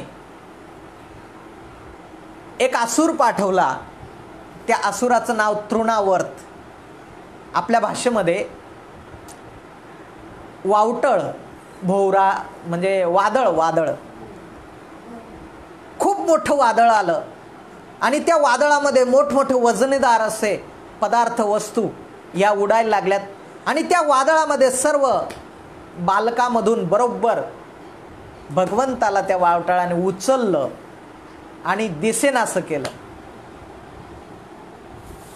आणि त्या वावटळामधून भगवंतांनी चेपोनी नरडी गतप्राण केला भूमीसी पाडीला दैत्य जेव्हा, आणि त्या ठिकाणी त्या तृणावर्ताचा वध भगवंतांनी केला आणि भगवंताला त्या ठिकाणी त्या गोपाळांनी सुखरूपपणे यशोदापर्यंत पोचवला. त्यानंतर नामकरण हा सोहळा नंदबाबांनी गर्गमुनींना बोलवलं आणि त्या बाळाचं कृष्णाचं भविष्य विचारलं. त्या ठिकाणी गर्गमुनींनी हे बाळ सामान्य नाही तर हा विष्णूचा अवतार आहे असं बरंच चांगलं भविष्य ज्यावेळेस वर्तवलं. जन्मजन्मांतरी झाला तुझ श्रम म्हणून या ब्रह्म आले. नंदबाबा, तुला बऱ्याच जन्माचा जो श्रम झाला त्याची फलप्राप्ती म्हणून भगवंत तुझ्या या उदरी आलेले आहेत. अशा पद्धतीने भगवंताचं गुणगान त्यांनी केलं. राखतील गायी मारतील दुष्ट न करी बोभाट. जनामध्ये कोणत्याही प्रकारची प्रसिद्धी न करता, कोणत्याही प्रकारचा बोभाटा न करता बरेच त्या ठिकाणी दैत्य मारतील, गायींचं रक्षण करेल, तुम्हा सर्व गोकुळवासियांना आनंद देईल, गोकुळवासियांचं रक्षण करेल, अशा पद्धतीने हा पुत्र आहे. अजून पुढे सांगितलं, उचलील पर्वत हरील हा गर्व तरील हा सर्व नाम मात्रे. केवळ नाम मात्र याचं हे कार्य, की असं एखादं संकट येईल आणि खरोखर ज्या वेळेस राजा इंद्राने त्या ठिकाणी गोकुळवासियांची पूजा बंद ज्यावेळेस झाली, राजा इंद्राची पूजा बंद केली आणि गोकुळवासियांनी कृष्णाच्या सांगण्यावरून गोवर्धन पर्वताची पूजा ज्यावेळेस चालू केली, त्यावेळेस इंद्रराजांना राग आला आणि इंद्रराजांनी वरुण देवतेच्या माध्यमाने त्या गोकुळावर मुसळधार पावसाचा वर्षाव केला आणि त्या मुसळधार पावसातून गोकुळवासियांचं आणि असंख्य अशा त्या गोधनाचं, गायींचं रक्षण करण्यासाठी भगवंतांनी केवळ करंगळीवर त्या गोवर्धन पर्वताला उचललं आणि सर्व गोकुळवासियांचं रक्षण केलं. म्हणून त्या ठिकाणी नामदेव महाराज म्हणतात, उचलील पर्वत हरील हा गर्व. सर्वांचं गर्व हरण करेल. राजा इंद्राचं गर्व हरण केलं आणि त्या ठिकाणी सर्वांचं रक्षण केलं. समुद्री हा नगरी रचिल क्षणात चरित्र अद्भुत करील हा. पुढे जाऊन एका क्षणात द्वारका नगरीचं या ठिकाणी निर्माण, समुद्रामध्ये द्वारका नगरीचं निर्माण हा करील, असं याचं वफाट असं कर्तृत्व आहे. आणि त्या ठिकाणी अजून पुढे भविष्य ऐक नंदबाबा. 16 सहस्र स्त्रिया अष्ट त्या नायका, याला 8 पत्नी राहतील. 8 पत्नी, अष्ट त्या नायिका, भगवंताच्या 8 पत्नी आहेत. आणि 16 सहस्र ज्या कंसाने ऋषीमुनींबरोबर ज्या राजांच्या पत्न्या सर्व्या कैदमध्ये टाकलेल्या होत्या, त्या भगवंतांनी कंसाला मारून मुक्त केल्या आणि त्या सर्व 16,100 नाऱ्यांनी मनोमन कृष्णाला पती म्हणून मानलेलं होतं. म्हणून आपण म्हणतो 16,108 नारी भोगुण ब्रह्मचारी असं आपण म्हणतो. त्या ठिकाणी मेडिकली कारण असं आहे की 16,108 ह्या प्रत्येक जीवाला, शरीराला नाड्या दिलेल्या आहेत आणि या नाड्या भगवंत जन्माला आलेत, भगवंत या ठिकाणी जर अवताराला आलेत, भगवंत या ठिकाणी जर हृदयात प्रकट झालेत, तर या नाड्यांवर नियंत्रण करता येतं असं योगामध्ये पातंजल मुनींनी वर्णन केलेलं आहे. आणि म्हणून तस्मात् योगी भव अशा पद्धतीने अर्जुनाला भगवंतांनी योगी व्हायची त्या ठिकाणी सूचना केली, आदेश दिला. आणि योगी होऊन तू या इंद्रियांवर नियंत्रण कर. आणि म्हणून अर्जुनाला गुडाकेश म्हणून नाव आहे. गुडाकेश म्हणजे इंद्रियांवर नियंत्रण करणारा, विजय मिळवणारा, जितेंद्रिय. अशा पद्धतीने भगवंतांनी त्या ठिकाणी एवढं मोठं कार्य केलं. त्रैलोक्यात हाची उदारांचा राणा देईल ब्राह्मणा सुवर्ण नगरी. हा एवढा उदार निघेल नंदबाबा, हा बाळ निघेल की सुदाम्यासारख्या मित्राला सुवर्ण नगरीचं दान करेल. सुदामा हा बालपणीचा मित्र, सांदीपनी गुरु सोबत राहिल्याने केवळ भगवंताच्या भागातील चणे खाल्ल्यामुळे त्या सुदामाला जे दारिद्र्य आलं ते दारिद्र्य केवळ त्या सुदाम देवाच्या पत्नीच्या 3 मुठी पोह्यामध्ये भगवंतांनी ते त्याचं नाहीसं केलं आणि त्याला सुवर्णनगरीचं दान केलं. एवढं वैभव त्या या बाळाचं भविष्यामध्ये आहे असं भविष्य त्या गर्गमुनींनी त्या नंदबाबांना त्यांनी सांगितलं. आणि या ठिकाणी गर्गमुनींचं भविष्य उलटं करून ते खोटं करण्यासाठी कंसाकडून एक भट आला आणि त्या भटाचं नाव होतं महाबळभट.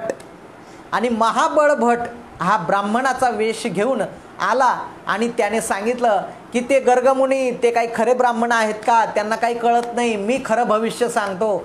हा मुलगा याचं भविष्य वाईट आहे, हा कुलघातकी आहे, याला कोणत्या तरी खड्ड्यात पुरून टाका, याला जिवंत राहू देऊ नका. अशा पद्धतीने त्या ठिकाणी भगवंताचं भविष्य त्याने सांगितलं.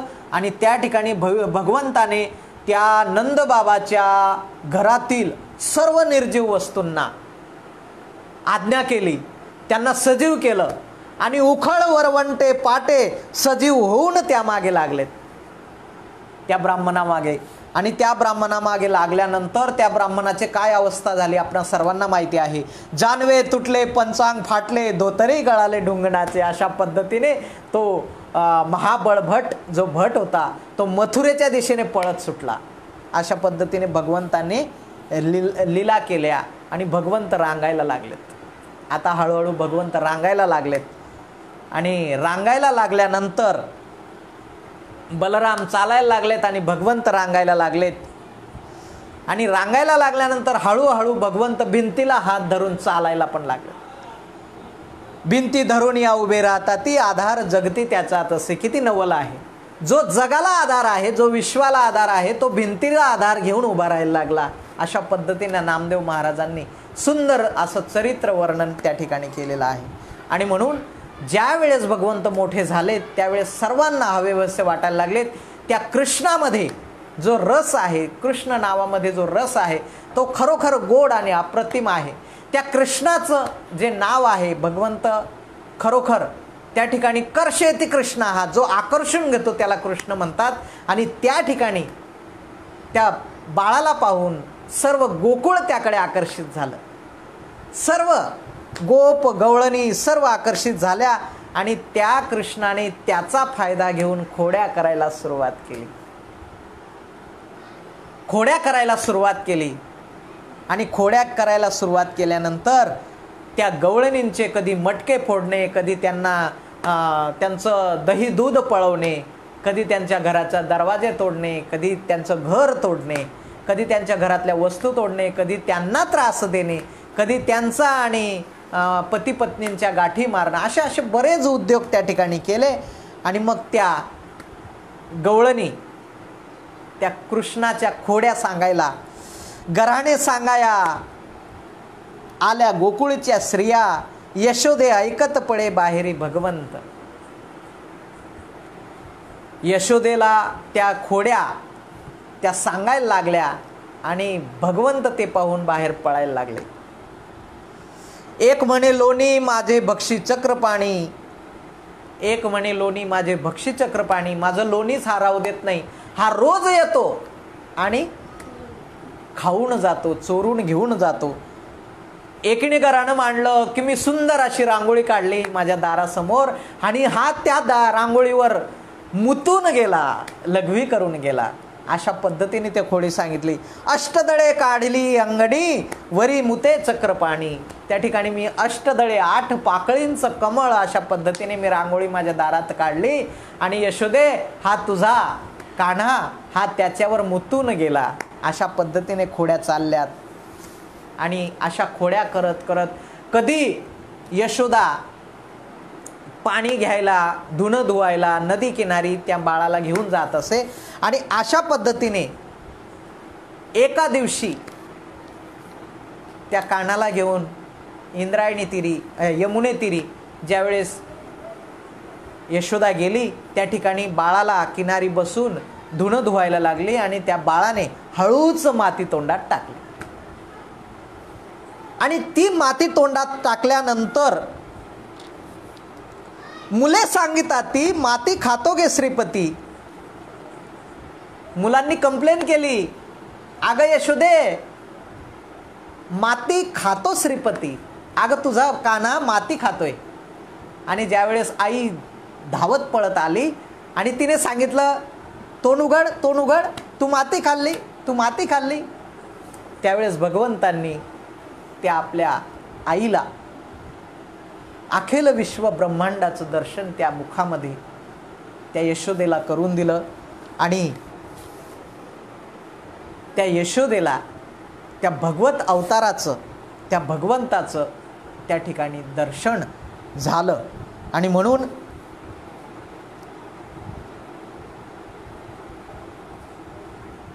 तिने घरी आणलं आणि अशा खोड्या करणाऱ्या बाळाला काहीतरी अद्दल घडावे म्हणून तिने एका दिवशी काय केलं तर आपला जो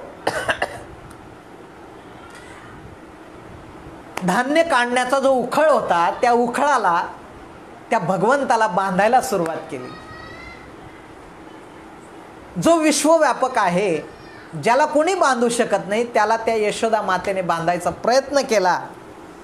आणि तिने एक दावं आणलं, एक दोर आणला आणि तो दोर घेऊन दावे सोडून या बांधित असे देवराया, त्या देवाला बांधायला सुरुवात केली. पण त्या देवाचं वैशिष्ट्य असं की जसजसं यशोदा त्याला बांधायची त्यावेळेस जसजसं दावं त्याला 2 बोट उणे उरायचं. 2 बोट ते पूर्ण होत नव्हतं. हा, दावी अनंत लावीत 2 बोटे उणे येत. यशोदा माता एक दावं खुंटलं तर दुसरं दावं आणून त्याला बांधून गाठ मारून ते दावं मोठं करायची.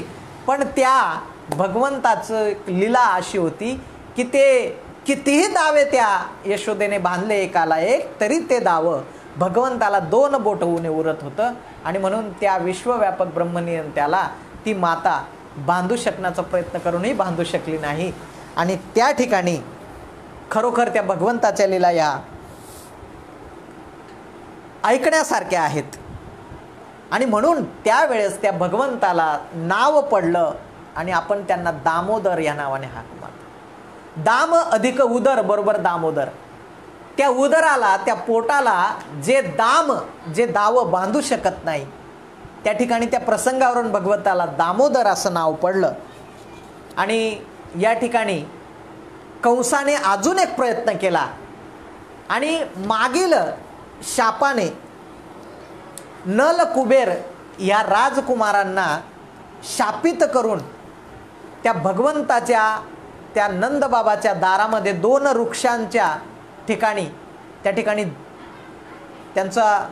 जन्म झालेला होता. वृक्षांच्या योनीमध्ये त्यांचा जन्म झालेला होता.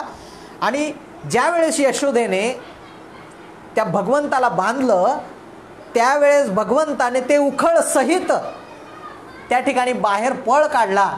आणि बाहेर गेल्यानंतर त्या 2 झाडांमध्ये ते उखड अडकलं आणि त्या उखडाच्या जोराने भगवंताने ते दोन्ही झाडं कडाडाडा असे मोडलेत.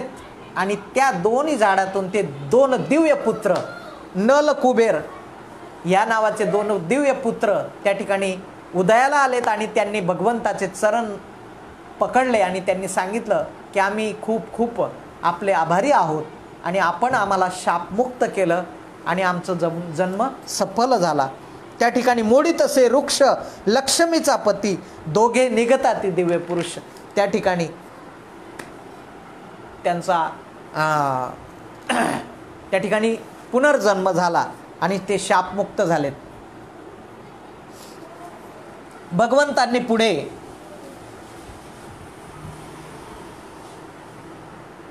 अजून मोठ्या लीला केल्यात की ज्या ज्या गवळणीने आपलं लोणी चोरून ठेवण्याचा प्रयत्न केला ते बरोबर लोणी त्या अंतर्यामीला बरोबर कळायचं की ह्या गवळणीने कुठं ठेवलंय आणि आपली सेना घेऊन जाऊन ते लोणी बरोबर ते चोरायचे.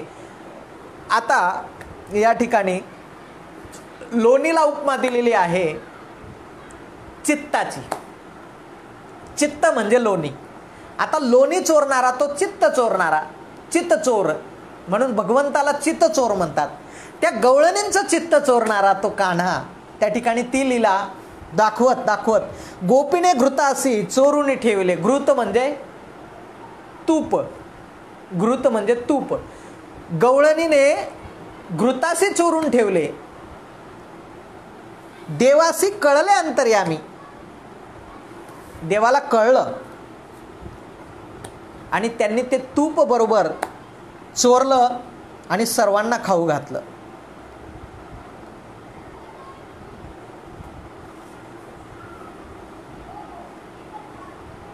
एका गवळणीला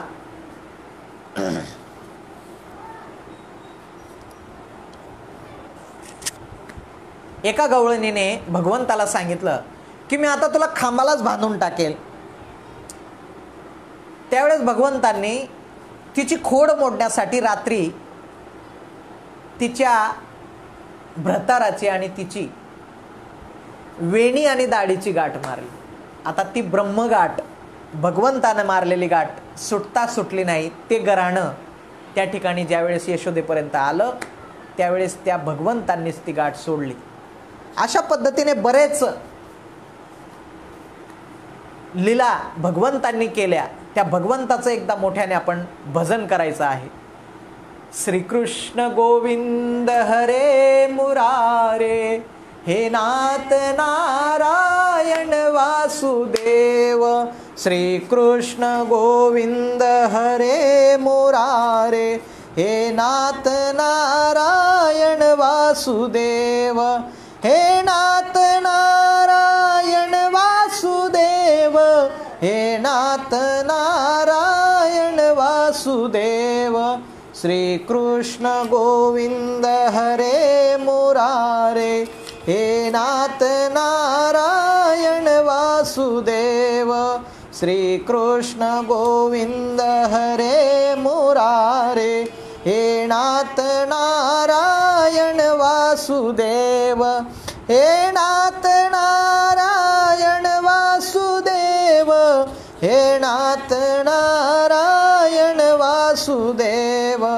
श्रीकृष्ण गोविंद हरे मुरारे, हे नाथ नारायण वासुदेव.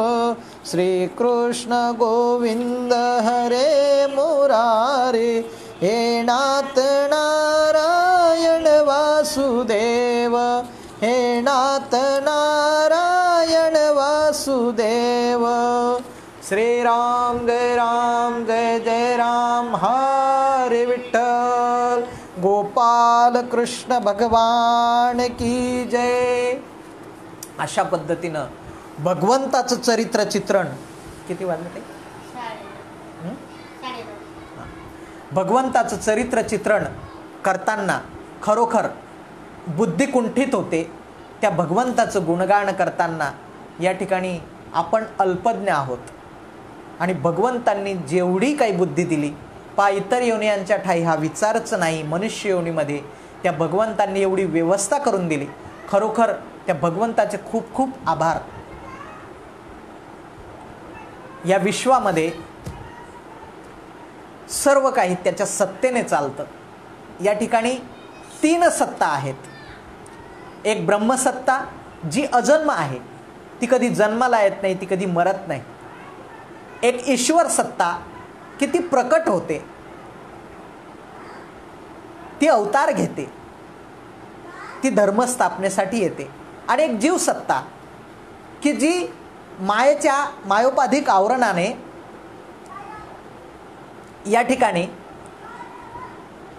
स्वतःचं अस्तित्व, स्वस्वरूप विसरते.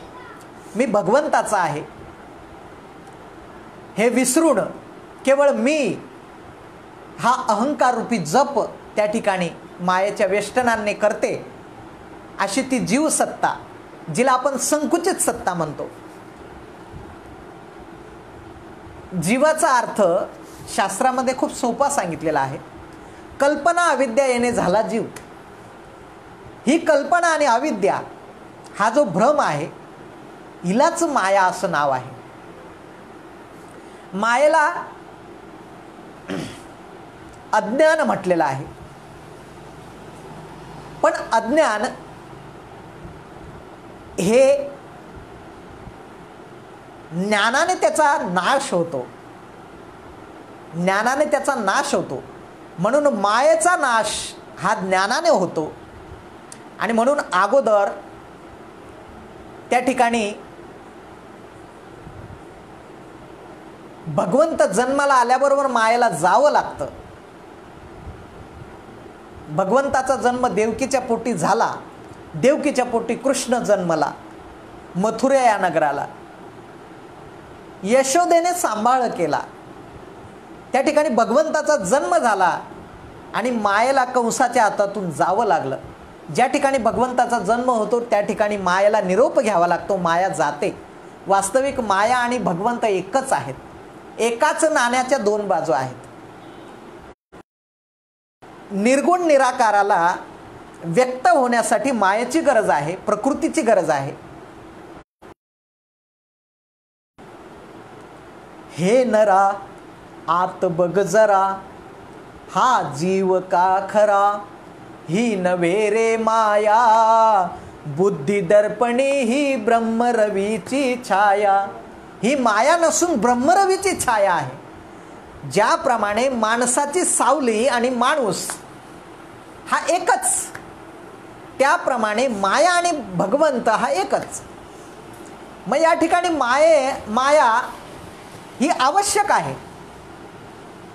ज्याप्रमाणे शेतकऱ्याला दाना पाहिजे तर त्याला बोंडचा स्वीकार करावा लागतो, बोंडशिवाय त्याला दाना प्राप्त होत नाही, त्याप्रमाणे मायेशिवाय भगवंत कळणार नाही. नामदेव, संत नामदेव हे त्या मूर्तीची मोठ्या भक्तिभावाने पूजा करायचे. त्या मूर्तीतला भगवंत प्रकट करायचे. तो भगवंत नामदेवरायांच्या ताटात जेवायचा, त्यांच्या कीर्तनात नाचायचा. नामदेवरायांना खूप आनंद व्हायचा ज्या वेळेस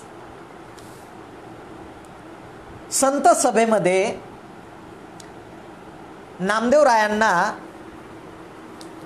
कच्चं ठरवलं गेलं. सोपान काकांनी ज्यावेळेस थापटणं मारलं, कोणालाच राग आला नाही. नामदेवरायांना थापटणं मारल्याबरोबर नामदेवराय पळत सुटले.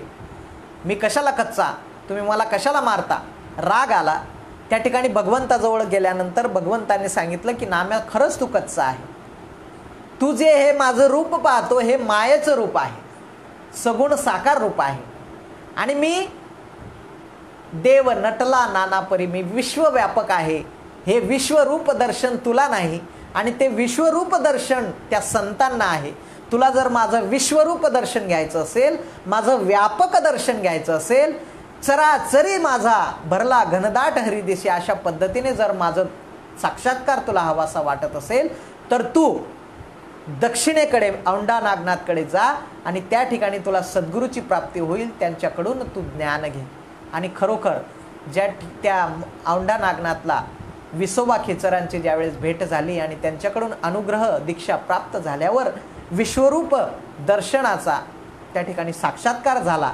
आणि ज्या वेळेस भगवंत त्या श्वानाच्या रूपाने त्या नामदेवरायांच्या जवळ आलेत, त्यावेळेस नामदेवरायांनी त्यांना ओळखलं आणि त्या श्वानाने, त्या कुत्र्याने त्या पोळ्या पळवताना हाती तुपा वाटी, नामा लागे श्वाना पाठी, अशा पद्धतीने नामदेव त्या कुत्र्याच्या मागे, थांबा थांबा ऋषिकेशी, कोरड्या पोळ्या खशा खाशी, अशा पद्धतीने आरोळी ठोकली आणि त्यांना त्या प्रत्येक जीवजंतूंमध्ये त्या भगवंताचं दर्शन झालं. अशा पद्धतीने त्या विश्वव्यापक परमात्म्याला संकुचित पद्धतीने तो जीव मायोपाधिक आवरणाने त्या ठिकाणी त्या जीव मध्ये त्याला ठेवतो. आणि त्या ठिकाणी संतांनी ही योजना करून दिली आणि सद्गुरू वाचुनी सापडेना सोय, धरावे ते पाय आधी आधी. त्या ठिकाणी वेदांनी सुद्धा सांगितलं, संताविना प्राप्ती नाही ऐसे वेद देती ग्वाही. अशा पद्धतीने या पुराव्याने सद्गुरूंची प्राप्ती करून त्या सद्गुरूंकडून काना वचनाची भेटी, त्या ठिकाणी आपल्याला ती भेट घडून आज फिटले माझे कोडे, बहुत जन्माचे साकडे. कितीतरी जन्मापासून आपण त्या याला पुनरपि जननम पुनरपि मरणम पुनरपि जननी जठरे शयनम इह संसारे खलु दुस्तारे कृपया पारी पाही मुरारी. त्या भगवंताच्या कृपेने आपण त्याच्यातून मुक्त होतो आणि त्या ठिकाणी त्या विश्वव्यापक परमात्माचं त्या ठिकाणी साक्षात्कार होतो. अशा पद्धतीने या ठिकाणी त्या जीवाचं मायोपाधिक जे आवरण आहे ते मायोपाधिक आवरण सुद्धा भगवंताच्या कृपेनेच त्या ठिकाणी आहे. आणि म्हणून या ठिकाणी त्या कृष्णाचं जे काही चरित्र आहे ते कृष्णाचं चरित्र सगुण साकार रूपामध्ये या ठिकाणी गवळणींना त्याचा साक्षात्कार झाला, नंदबाबांना साक्षात्कार झाला, यशोदा मातेला साक्षात्कार झाला आणि मायोपाधिक अशा सर्व त्यावेळेस आवरणाने त्या दैत्यांचं पण निर्दालन त्या ठिकाणी केलं. अशा पद्धतीने या ठिकाणी हे चरित्र वर्णन करताना त्या जीवशिवाचा काला त्या संतांनी आपला करून दिला. कारण की भगवंतांनी गीतेमध्ये म्हटलं, ममय वांशो जीवलोकी जीवभूत सनातन, तू माझा अंश आहे पण तू कितीतरी जन्माच्या या मायोपाधिक आवरणाने किती वेळा जन्मा यावे किती व्हावे फजित, तू फजित होत राहिला. आणि म्हणून या सद्गुरूंच्या कृपेने या ठिकाणी तुझा या जीवशिवाचा काला केला. तुझं हे जीवन, तुझा हा देह नसून आत्मा, तू आत्मा आहेस. त्या स्वस्वरूपाचं प्राप्ती नामरूपा नाही मेळ अवघा वाचेचा गोंधळ, तो वाचेचा गोंधळ या नामरूपाच्या मेळाने घडवून दिला. आणि या ठिकाणी हे संत चरित्र खूप या ठिकाणी महत्त्वाचं आहे. कारण की संतांनी अखिल 56 संतांनी केवळ आणि केवळ ते एक निजस्थान, ते एक अधिष्ठान, तो एक भगवंत या ठिकाणी आपल्याला दाखवला. कारण की जीव हा द्वैताने 33 कोटी देवांमध्ये गोंधळलेला होता. त्या ठिकाणी संतांनी कृपा केली आणि आपला तो देव करून एक करून घ्यावा, तेने विन जीवा सुख नव्हे. त्यांनी एक देव करून दिला आणि तो देव पण आज माऊलींनी आपल्याला ज्ञानदेवा म्हणे भजा आत्मदेवा, करा सेवा अखंडित त्याची. तो आत्मदेव, तो आत्मा आणि परमात्मा, तो हा विठ्ठल बरवा, तो हा माधव बरवा एकच आहे. त्या एकच देवाची प्रचिती त्या ठिकाणी त्या सद्गुरूंनी, त्या श्रीपाद बाबांनी, त्या रामदास बाबांनी, त्या ठिकाणी त्या श्री गोविंद बापूंनी, त्या ताराताईंनी आपल्याला आणून दिली. आणि या ठिकाणी या चरित्राच्या निमित्ताने त्या भगवंताचं गुणगान करण्याचा महायोग मला या सर्व साधक परिवारांकडून प्राप्त करून दिला. या ठिकाणी आपणा सर्वांचं खूप खूप ऋण व्यक्त करतो. आणि त्या ठिकाणी ज्याप्रमाणे गोपिकांना सर्व ठिकाणी या चरित्रामध्ये द्विधाभास 2 ठिकाणी की कृष्णाचं जे काही सर्वत्र दर्शन हे गोपिकांनाही व्हायचं, गवळणींनाही व्हायचं आणि कंसालाही व्हायचं. पण कंसाला जे दर्शन व्हायचं ते भीतियुक्त दर्शन व्हायचं. कंसाला प्रत्येक वस्तूमध्ये, प्रत्येक जीवामध्ये, प्रत्येक पहाऱ्यामध्ये, प्रत्येक सर्वांमध्ये कृष्ण दिसायचा. पण तो भीतियुक्त कृष्ण दिसायचा, तो यम म्हणून कृष्ण दिसायचा, तो मला मारणारा म्हणून दिसायचा. आणि गोपिकांना जो कृष्ण दिसायचा तो प्रेमी, तो केवळ आणि केवळ सच्छल रूप, कान्हा, कन्हैया, पती, अजून गोपाळांना तो मुक्तिदाता, मुक्तिदाता म्हणून दिसायचा, त्या ठिकाणी कृष्ण अन्नदाता म्हणून दिसायचा. गोकुळातले जे दीन दुबळे असे गोपाळ होते त्यावेळेस राज्याची धुरा ही युवानांवर असते आणि युवान हा जर कमकुवत असेल तर तो त्या याच्या बरोबर लढणार कसा, दुष्ट शक्तींबरोबर लढणार कसा. आणि म्हणून त्या ठिकाणी या गोकुळातलं दूध दही हे त्या गुलामगिरी ठेवणाऱ्या प्रशासकाला न जाता या ठिकाणी ज्याचं आहे त्याला मिळालं पाहिजे अशा हेतूने भगवंतांनी चोरी करून का असेना, हांडे फोडून का असेना, पण त्या गोपाळांना ते सात्विक आहार त्या ठिकाणी दिला आणि त्या ठिकाणी मोठी क्रांती घडून आणली. आणि गोपाळकाला या ठिकाणी भगवंताची शिदोरी आणि भक्ताची शिदोरी एक करून जशी माझी आहे तशीच तुमची असावी अशा तऱ्हेने सद्गुरूंची जी कळकळ असते, जसा मी आहे तसं तुम्ही व्हावा, आपणा सारखे करीती तात्काळ नाही काळवेळ तया लागी. त्यांचा जो कळवळा आहे येतो हिताचा कळवळा, म्हणून जीव तेटे तिळतळा. तो सद्गुरूंचा जो कळवळा आहे, तो भगवंताचा जो कळवळा आहे, तो भगवंताचा कळवळा त्यांच्या चरित्रातून आपल्याला दिसतो. म्हणून या ठिकाणी श्रीपाद बाबा जरी देहाने त्यांचं निर्वाण झालं तरी त्या ठिकाणी बोधाने ते आपल्या सर्वांच्या हृदयात आहेत. आणि श्रीपाद बाबा हे देह नसून तो बोध आहेत. मात्र त्या ठिकाणी जिवंत ज्या सद्गुरूंचा आपल्या ठिकाणी सहवास आहे तो खूप महत्त्वाचा आहे. कारण मी जर पाणी मागितलं तर फक्त पाणी माझ्यापर्यंत येऊ शकत नाही. ते पाणी आणण्याचं साधन ग्लास असल्याशिवाय माझ्यापर्यंत पाणी येत नाही. आणि म्हणून या ठिकाणी माझे सद्गुरू त्यांचा देह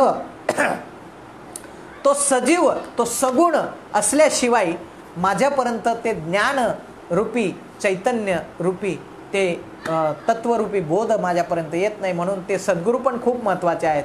म्हणून या ठिकाणी जे सद्गुरू देहरूपाने आपल्या जवळ आहेत त्यांची सेवा ही घडलीच पाहिजे. आईवडिलांची सेवा घडली पाहिजे. नवे तुकाराम महाराज म्हणतात, जे जे भेटीशी भूत ते मानिले भगवंत. समोर येणारा हा भगवंत आहे अशा पद्धतीने त्याच्याशी आपला व्यवहार झाला पाहिजे, त्याच्याशी आपलं वर्तन झालं पाहिजे. त्या वर्तनातून आपल्याकडे विनम्रता येईल, त्या वर्तनातून आपल्याकडे भगवंत जे षड्गुण संपन्न भगवंत होते ते षड्गुण ऐश्वर्य आपल्याकडे येईल. आणि ते षड्गुण ऐश्वर्य आपल्या जवळ आल्यावर आपल्याला भगवंताचं त्या ठिकाणी चरित्र खरोखर आपल्या अंगी आलं असं आपण म्हणू शकतो. म्हणून त्यावेळच्या ज्या गोपी होत्या, त्यावेळचे जे गोपाळ होते, त्यांच्या रोमामध्ये कृष्ण होता. आणि म्हणून कृष्ण उठत कृष्ण चलत कृष्ण श्याम भोर है, कृष्ण बुद्धि कृष्ण चित्त कृष्ण मन विभोर है. कृष्ण रागी कृष्ण दिवस कृष्ण रात्रि कृष्ण दिवस कृष्ण स्वप्न शयन है, कृष्ण काल कृष्ण कला कृष्ण मास अयन है. कृष्ण शब्द कृष्ण अर्थ कृष्ण ही परमार्थ है, कृष्ण कर्म कृष्ण भाग्य कृष्ण ही पुरुषार्थ है. कृष्ण से स्नेह कृष्ण राग कृष्ण ही अनुराग है, कृष्ण कली कृष्ण कुसुम कृष्ण ही पराग है. कृष्ण भोग कृष्ण त्याग कृष्ण तत्व ज्ञान है, कृष्ण भक्ति कृष्ण प्रेम कृष्ण ही विज्ञान है. कृष्ण स्वर्ग कृष्ण मोक्ष कृष्ण स्वर्ग कृष्ण मोक्ष परम साध्य है. कृष्ण स्वर्ग कृष्ण मोक्ष कृष्ण परम साध्य है. कृष्ण जीव कृष्ण ब्रह्म कृष्ण ही आराध्य है. अशा पद्धतीने कृष्ण कृष्ण कृष्ण असं जीवन त्या संतांचं झालं होतं. अर्जुनाचा रोम रोम कृष्ण कृष्ण म्हणत होता, जनाबाईच्या गोऱ्या कृष्ण कृष्ण म्हणत होत्या, मीराबाईचा तान श्वास कृष्ण कृष्ण म्हणत होता. त्या ठिकाणी शांतीब्रह्म एकनाथ महाराजांचं सर्व पैठण कृष्ण कृष्ण म्हणत होतं. अशा पद्धतीने या ठिकाणी त्या कृष्णाचं महात्म्य त्या भगवंताच्या 8व्या अवताराचं महात्म्य, या ठिकाणी त्यांचं चरित्र चित्रण कितीही केलं तरी कमीच होतं. पण या ठिकाणी संतांच्या कृपाशीर्वादाने आपल्या जीवनाचा काला जर झाला तर माऊली म्हणतात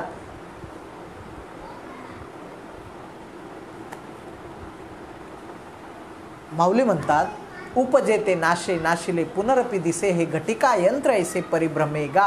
अशा पद्धतीने या संसाराचं हे जे काही रहाटगाडं आहे, पुनरपी जननम पुनरपी मरणम पुनरपी जननी जठरे शयनम, अशा पद्धतीचं हे रहाटगाडं त्या सात्विक बोधाने, त्या प्रबोधाने, त्या सद्गुरूंच्या त्या दिलेल्या रीतीने आपलं हे जे देहरूपी बीज आहे,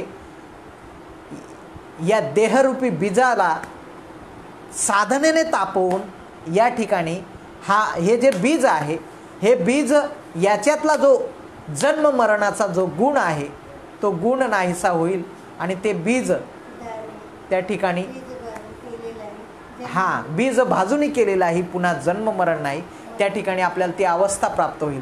भगवंत अवताराला येतात, आले तसे जातात. रामकृष्ण आले गेले त्याविन जगा का ओसीचे पडले. या जग काही ओस पडत नाही, कारण की हे जग त्या रहाटगाड्यामध्ये आहे. पण आपल्यावर भगवंताची कृपा, त्या संत श्रीपाद बाबांची, त्या सद्गुरूंची कृपा आहे की आपल्याला तो बोध मिळाला आणि आपण त्याच्यातून आपलं जीवनाचं सार्थक करून घ्यावं. जन्म आलो त्याचे आजी फळ झाले साचे, कृतकृत्य झालो इच्छा केली ते पावलो, तुका म्हणे काळ आणि आता करू न शके बळ. अशा पद्धतीने या काळाच्या तडाख्यातून, कारण की देह काळाचे, धन कुबेराचे, तेथे मनुष्याचे काही नाही. तर हे देह काळाचं आहे, काळाचं देह आहे, हे काळामध्ये विलीन होणार आहे. मात्र माझं जे अस्तित्व आहे, माझं जे स्वरूप आहे ते अजन्म आहे. नैनन छिंदंती शस्त्राणी नैनन दहती पावकाहा न छेद क्लेदयंत्या पण न शोषयती मारुताहा, असं माझं स्वरूप आहे. आणि हे स्वरूप, याचं साक्षात्कार, याचं दर्शन सद्गुरूंच्या कृपाशीर्वादाने आपल्या सर्व साधकांना झालेलं आहे. सर्व साधकांना मी परत एकदा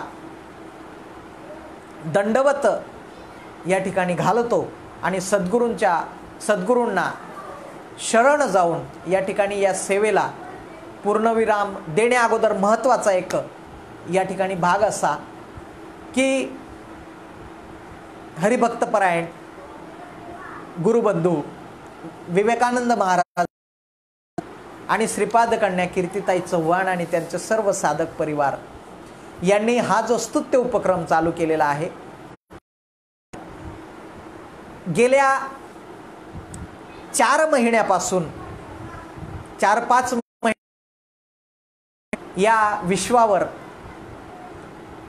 कोरोना संसर्गजन्य संकटकालीन परिस्थितीमध्ये शासनाच्या आदेशान्वये जो लॉकडाऊन परिस्थिती चालू आहे, त्या लॉकडाऊनचा सदुपयोग, त्या काळाची संधी या ठिकाणी आनंद संप्रदायातील सर्व साधक परिवार या ठिकाणी करून घेतो आहे. आणि त्या संधीचं सोनं करण्यासाठी अनेक अशा या विभूती अथक परिश्रम करून, जसं उदाहरणार्थ श्रीपाद बाबा साधक मंडळी मुंबई या ठिकाणी रामेश्वर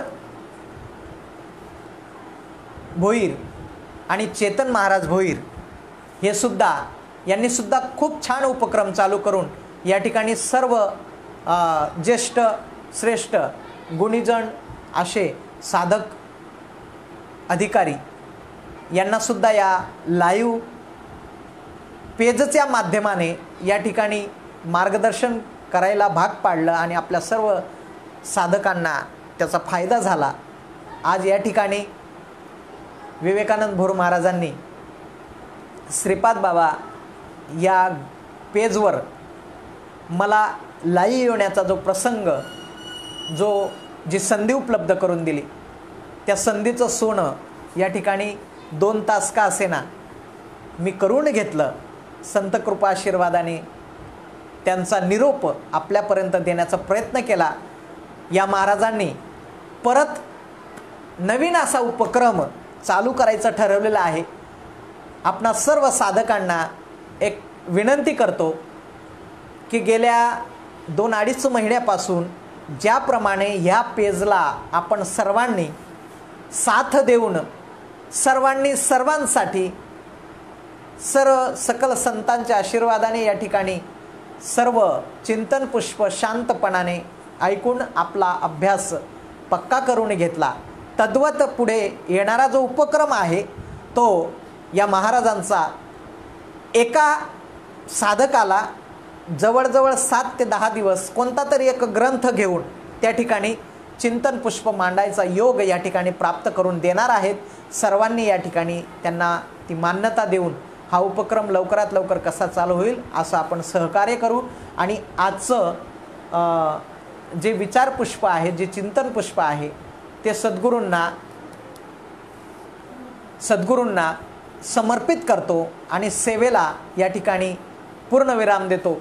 पुंडलिक वरदा हरिविठ्ठल, श्री ज्ञानदेव तुकाराम, पंढरीनाथ भगवान की जय, माऊली ज्ञानेश्वर महाराज की जय, जगद्गुरु संत तुकाराम महाराज की जय, ब्रह्मलीन सद्गुरु सच्चिदानंद श्रीपाद महाराज की जय, ब्रह्मलीन सद्गुरु सच्चिदानंद रामदास महाराज की जय, ब्रह्मलीन सद्गुरु नारायण बाबा महाराज की जय, ब्रह्मलीन सद्गुरु माने बाबा महाराज की जय, सद्गुरु सच्चिदानंद गोविंद बापू महाराज की जय, सद्गुरु सच्चिदानंद ताराताई महाराज की जय, सकल संतन की जय, सद्गुरुनाथ महाराज की जय।